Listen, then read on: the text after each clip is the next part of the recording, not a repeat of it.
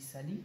Bonjour, je m'appelle le Père Marc, j'ai prêché la retraite pour les frères et les pères de l'Assomption ici à Boulenguera.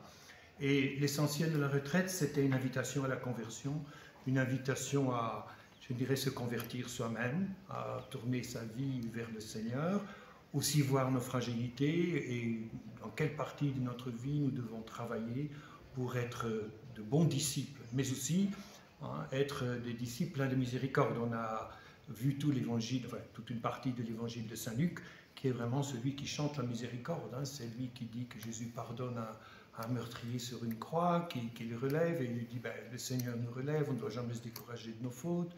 C'est Saint Luc qui dit qu'il y a le fils prodigue qui revient et le Père lui ouvre les bras. Ben, on doit être comme ça pour ceux qui reviennent, qui regrettent leurs fautes, qui pleurent.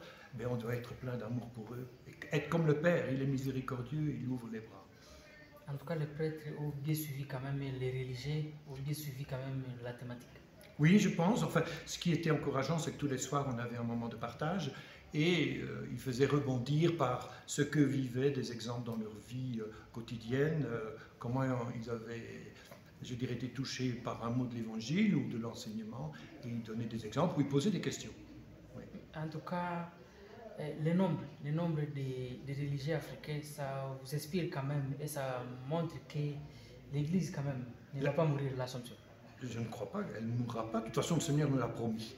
Elle ne mourra jamais. Mais c'est vrai qu'ici, pour moi qui suis assomptionniste en Europe, aux Pays-Bas, le fait d'avoir tant de frères comme ça et des jeunes, autant, ça me donne de l'espérance parce que dans la Bible, Saint Paul dit quand un membre est à l'honneur, tout le corps est à l'honneur. Ben, tous les frères qui sont ici me donnent de la joie aux Pays-Bas en me disant ben, ils font vivre l'Assomption, ils se donnent, ils viennent de renouveler leurs vœux juste ici aujourd'hui, pendant la messe.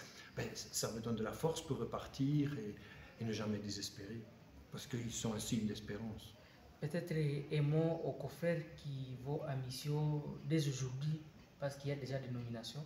Oui, ben, je me dis, il faut être des disciples, c'est-à-dire que notre vie soit témoignante du Seigneur et des disciples missionnaires qui annonçons la bonne nouvelle, que Dieu est là avec les hommes, que dans toutes les souffrances qu'il rencontre ici au Congo, qui ne désespère pas que l'amour a le dernier mot, même s'il y a des jours où il y a des pleurs, des angoisses, des peurs, mais que Dieu est là. Donc l'essentiel est que les prêtres, les religieux qui ont participé quand même à la retraite sont quand même les gens qui amènent la miséricorde et qui se convertissent quand même. Oui, bien sûr, évidemment, c'est ça qui compte. Et puis, je me dis, comme Jésus, je vais essayer de les encourager parce qu'ils sont au milieu de ce peuple qui souffre, comme Jésus, qui est au milieu des gens qui souffrent. Et ils sont là, ils sont là. Et je me dis, c'est important aussi de regarder les prêtres avec bonté, c'est pas des saints, hein, mais ce sont des frères qui sont là, qui veulent être image de la miséricorde de Dieu. Et j'ai vu ça le soir dans les partages, comme ils étaient touchés par la miséricorde de Dieu pour les pécheurs. Et voilà, ils veulent être aussi porteurs de cette miséricorde. La Radio Moto vous remercie d'avoir répondu à nos questions. Merci, que Dieu vous bénisse tous. Merci.